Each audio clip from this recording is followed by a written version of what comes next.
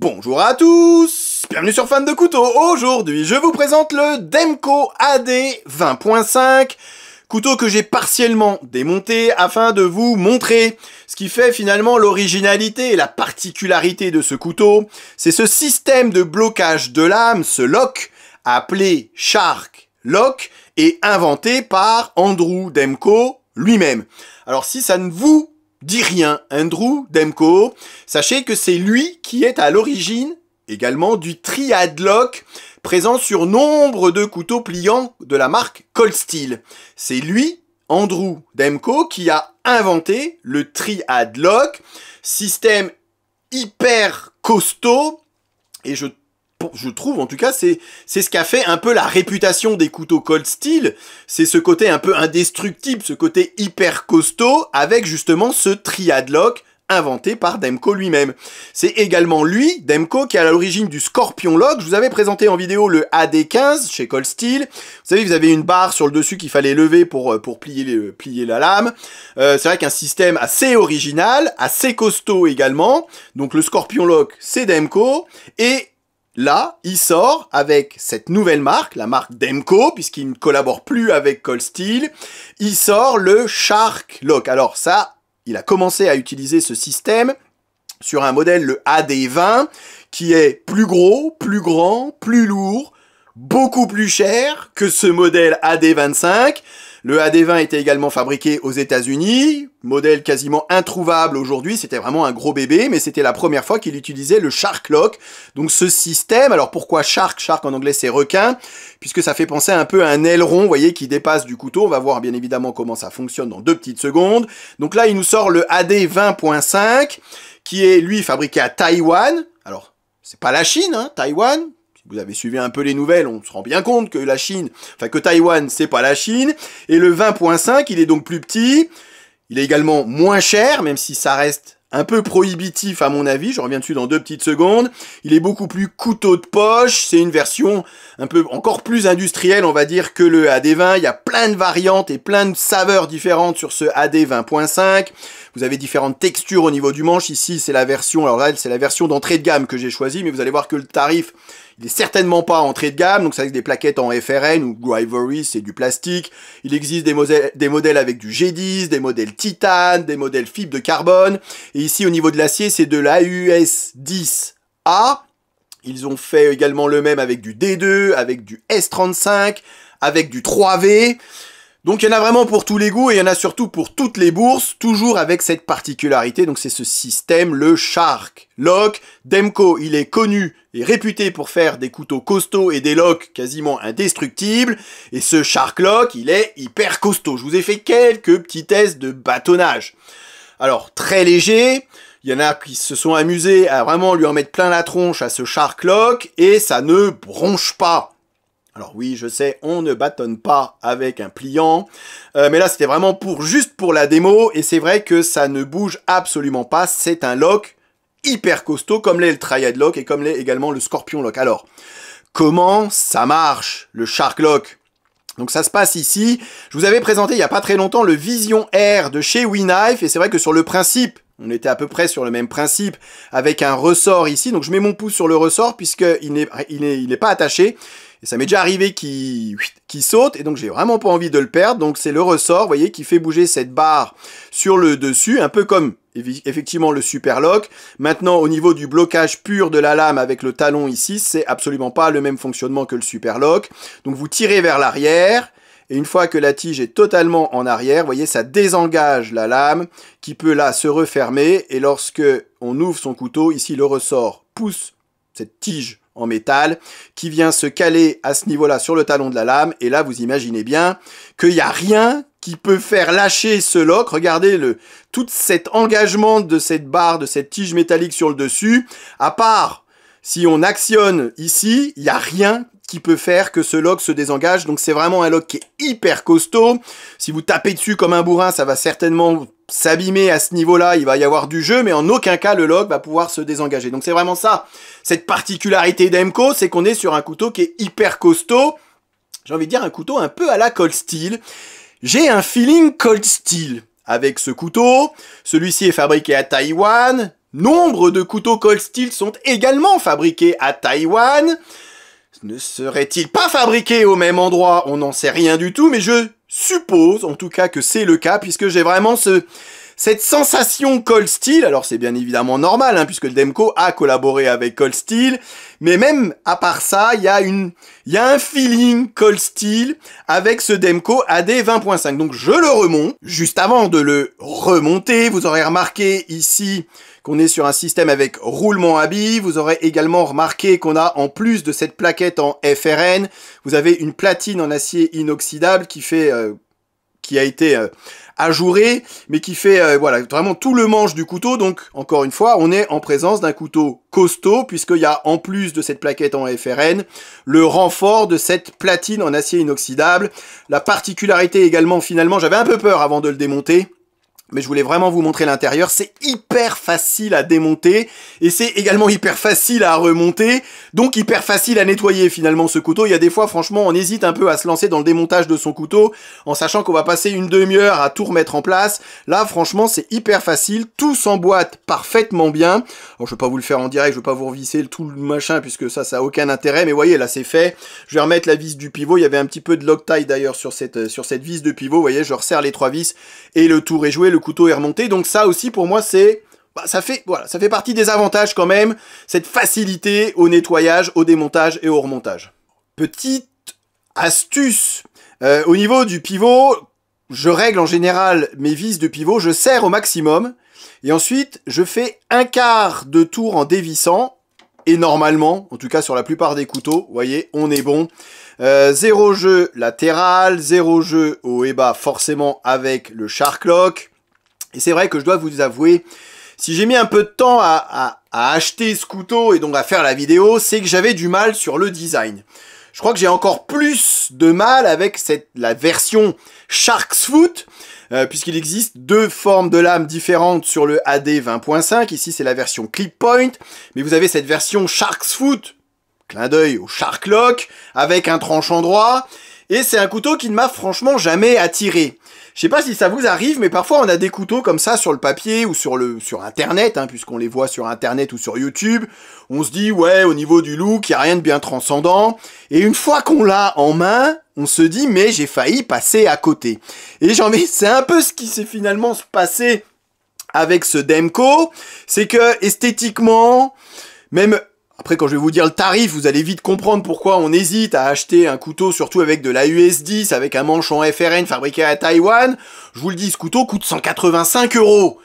Et je me suis longtemps posé la question, est-ce que tu es prêt à mettre autant d'argent dans un couteau, finalement, qui nous en offre pas plus que beaucoup, pour un tarif certainement supérieur? Alors oui, il y a ce Shark Lock, qui, bien évidemment, participe à l'originalité et à ce qui fait un peu qu'on est sur un couteau différent des autres.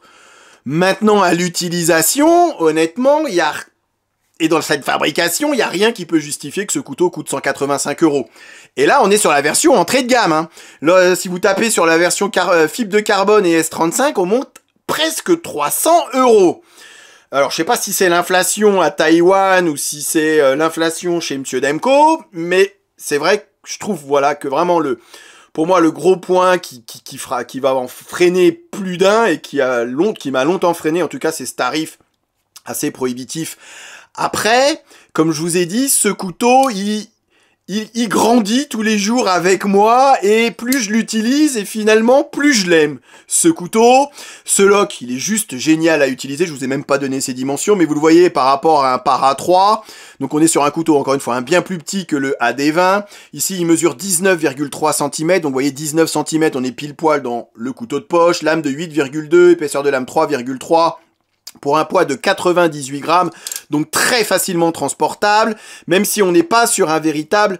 Alors oui, c'est un couteau de poche, mais c'est un worker, c'est un couteau de travail, ça se voit également au niveau du clip, on n'est pas sur du deep carry, on n'est pas sur des finitions hyper soignées. Alors, il n'y a rien qui cloche au niveau des finitions, mais au niveau des plaquettes, voilà, c'est un peu brut, c'est un peu cold steel, c'est des couteaux de travail, on n'est pas dans le chichi tralala, dans le pinaillement sur des petits chanfreins au niveau du manche, etc. Non, là, c'est un couteau qui est véritablement fait pour travailler avec un lock hyper costaud, un peu à la Cold Steel quand même. Ce que j'aime bien sur ce couteau, c'est finalement ce côté indestructible du couteau, ce côté couteau de poche avec une longueur de 19 cm, et cette finesse qu'on a du couteau, cette finesse qu'on a en poche, qui pourrait peut-être être un défaut en prise en main, mais finalement pas du tout, et j'ai été surpris par un relatif confort au niveau du manche, surtout lorsqu'on s'attaque à des choses un petit peu dures, comme le tuyau d'arrosage bien évidemment, mais finalement bien moins irritant, bien moins dérangeant finalement que sur certains couteaux fins également, et c'est finalement assez plaisant de l'utiliser, même si là on remarque qu'on va être assez loin du tranchant, ça c'est peut-être un peu dommage, on a un pseudo finger choil ici mais c'est pas vraiment fait pour, donc c'est vrai que sur certaines coupes, voilà, on va avoir la main assez loin du tranchant, c'est assez dommage, c'est dû à cette garde qui certes rajoute un peu de sécurité mais qui nous éloigne du tranchant. On a ces thumb studs en plus d'avoir ce trou pour l'ouvrir son couteau, qui sont pas franchement nécessaires. Je trouve qu'ils peuvent, sur certaines coupes d'aliments, rentrer en contact avec de la pomme ou avec de la tomate. Je trouve également que c'est un peu dommage. Après, ce couteau n'est pas un couteau qui est fait pour la cuisine. C'est, encore une fois, comme je vous ai dit, c'est pas un couteau pour pinailler. C'est un couteau qui est fait pour bosser, pour travailler, pour couper du lourd, pour couper de la corde, pour couper du carton, pour aller couper du bois, pour vraiment, voilà, celui qui bricole, celui qui a besoin de dénuder des fils, de couper du câble. Ça, c'est ce couteau, il est fait pour ça. On est sur un tranchant qui est hyper épais, donc qui est absolument pas fin, au contraire d'épais. Donc du coup, pour la préparation nourriture, vous repasserez, même si il est capable, bien évidemment, de se couper des belles rondelles de saucisson. Et là, le saucisson que je suis en train de couper, il est vraiment dur comme du béton. C'est un truc qu'on m'a, enfin vraiment, c'est pas de l'industriel celui-là. Hein, il est, mais alors, par contre, c'est du béton, et ça ne lui pose absolument aucun problème à ce 20.5, puisqu'on est sur, encore une fois, sur un couteau costaud, avec un tranchant hyper épais, avec du jimping assez agressif. On se retrouve d'ailleurs finalement grâce à ce Shark Lock avec 2 zones de cannelure, 2 zones de jimping, et c'est vrai que sur certaines coupes, et je l'avais d'ailleurs dit avec le Super Lock et le Vision Air hein, chez WeKnife, eh ben on a cet aileron, comme il le dit hein, chez Demko, qui va un peu rentrer en contact, et c'est vrai que lorsqu'on serre son couteau, lorsqu'on se rapproche un petit peu de la lame, on a finalement ce lock ici qui peut s'avérer être un peu gênant, donc va falloir se reculer légèrement sur le manche, et après, effectivement, et c'est ce qui participe également à la sécurité qu'on a avec ce système, c'est lorsqu'on exerce cette pression ici avec le pouce sur le lock, sur ce système de blocage, sur le Shark Lock, ici, vous n'avez aucune chance que le lock ne se désengage, et du coup, on se retrouve, je vais pas dire avec une lame fixe, mais on a un peu cette sensation d'avoir une lame fixe, petite lame fixe entre les mains, et finalement ce manche certes assez fin mais qui participe au fait qu'on a un port qui est pas 98 grammes, couteau assez fin, ça se transporte très bien dans la poche, donc ça j'aime beaucoup. Après il y a ce clip que je trouve un peu pas terrible finalement. Alors on se retrouve avec un système totalement ambidextre, hein, puisque le Shark Lock est totalement ambidextre, gaucher, droitier, et là vous allez me dire ouais mais le clip il est pas réversible. Eh ben v'là-t-il pas qui nous en ont mis un dans la boîte. Alors, déjà, pour ouvrir la boîte, il faut être costaud. Ça fait 3 fois. Je me suis repris pour ouvrir la boîte. Honnêtement, c'est une boîte un peu à la Unboxer, vous savez, de chez TB Outdoor, avec des crans sur les côtés. Mais alors, déjà, pour ouvrir la boîte, vous avez fait votre séance de musculation. Et à l'intérieur, voilà, hein, c'est du Demko, hein, même la boîte est signée Demko, hein, donc même la boîte est costaud. Hein. Vous avez un autre clip poche, tiens, comme sur certains Cold Steel aussi, je dis ça, je dis rien, pour les gauchers, donc on est vraiment en présence d'un couteau totalement ambidextre, gaucher-droitier. Voilà, donc, pour résumer, couteau, point positif, couteau qui est vraiment, voilà, un couteau de travail, on est vraiment sur un worker avec une belle lame, une belle épaisseur, sur un couteau solide, sur un couteau costaud, on est avec ce Shark Lock qui fait bien évidemment l'originalité de ce couteau, mais qui est un système qui est génial à utiliser, c'est plaisant, c'est fun, c'est tout ce que vous voulez, ça se rapproche un peu du button lock en termes de plaisir à ouvrir et à fermer son couteau, et vous pouvez d'ailleurs simplement en appuyant ici, vous voyez, désengager la lame. Alors là, j'ai le trépied de la caméra qui rentre un peu dans le... Voilà, mais bon, c'est tout à fait faisable.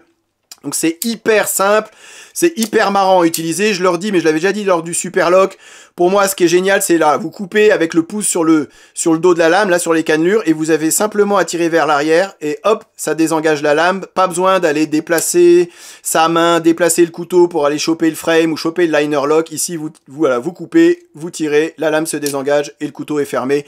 Donc vraiment c'est un lock qui est super, qui est costaud, tout ce qu'on voudra. Maintenant, tout n'est pas parfait sur ce couteau. Il a fait, je vais pas dire qu'il a fait le buzz, mais c'est vrai que quand on a un nouveau système de blocage de lame, on est tous là, waouh, un nouveau truc, un nouveau système, un peu d'invention. En plus, là, ça marche vraiment super bien. Je le critique quand même bien moins que j'avais pu critiquer le Super Lock. Certes, c'est un peu proéminent, donc sur certaines coupes, ça peut être gênant. Après, à l'utilisation, c'est juste génial. Faut juste savoir qu'il est là et faire attention où on place son pouce et où on place sa main. Donc ça, c'est plutôt pas mal. Le fait qu'on soit pas sur un clip avec un port très discret, vous voyez, vous avez tout ça qui dépasse. Après, on n'est pas sur un couteau pour aller en ville, hein, comme je vous ai dit. C'est pas un gentleman folder ici. On est sur un worker, hein, on est sur un vrai couteau de travail. On a l'index ici peut-être un petit peu loin du tranchant sur certaines coupes. Vous avez un tranchant qui est malgré tout quand même assez épais, donc pour certaines coupes un peu délicates, vous repasserez. Et puis on a ce prix, voilà, ce prix de 185 € pour du FRN, pour de l'AUS10A, qui est, alors certes, un peu mieux que l'AUS8, mais on est loin d'un acier de l'espace, et c'est vrai qu'à 185 €, on peut largement, et là je suis tout à fait d'accord avec vous, on peut largement trouver des couteaux peut-être un peu mieux finis. Je dis pas que c'est mal fini, mais c'est un peu brut, Cold Steel, avec des aciers de meilleure qualité, avec du G10, voire avec du titane, également, avec des aciers de l'espace pour quasiment le même tarif. Donc je trouve que voilà, c'est vrai que 185 €, c'est totalement aberrant. Maintenant, c'est peut-être le prix de l'innovation. C'est Demco, c'est du Andrew Demco. Alors ça se vend comme des petits pains, hein, malgré tout. Donc finalement, j'ai envie de dire, il a raison. Hein. S'il arrive à les vendre à ce prix-là, bah pourquoi pas. Mais c'est vraiment ça, pour moi, qui pourrait être finalement le frein principal à l'achat. Voilà, je vais m'arrêter là. Je vous remercie d'avoir regardé cette vidéo et je vous dis à très bientôt sur Fan de Couteau. Salut. Présentation, comparaison avec d'autres modèles et test de coupe en fin de vidéo comme d'habitude. Ok, allez, voyons voir ce que ça donne. Rasoir. Encore une fois, les goûts et les couleurs. C'est simple et efficace. Je suis faible, j'achète. Il n'y en aura pas pour tout le monde.